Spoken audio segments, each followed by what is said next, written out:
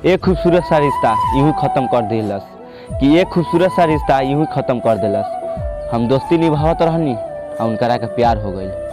हसत जिंदगी में कहे हगिया लगौला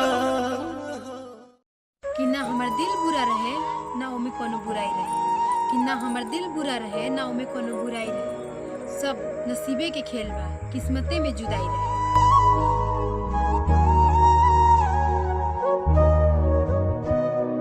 जिंदगी है सफ़र का सिलसिला, कोई मिल गया कोई बिछड़ गया। कि जिंदगी है सफ़र का सिलसिला, कोई मिल गया कोई बिछड़ गया। जिन्हें चाहा था दिन रात बेगाहों में, वो बिना मांगे ही किसी और को मिल गया।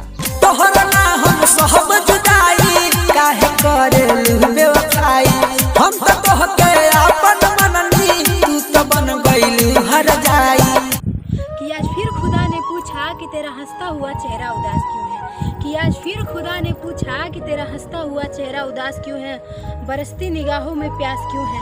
कि जिनकी नज़र में तू कुछ भी नहीं, कि जिनकी नज़र में तू कुछ भी नहीं, वो तेरे लिए खास क्यों है। का कहीं कुछ का हाथ नहीं खे, अकेले जिंदगी अब काटात नहीं खे।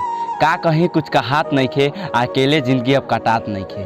अब एक एक पल कैसे गुजरत बा, ये हमारा घर वाला के कुछ बुझाते नहीं खे। शादी करे के उम्र हो गई।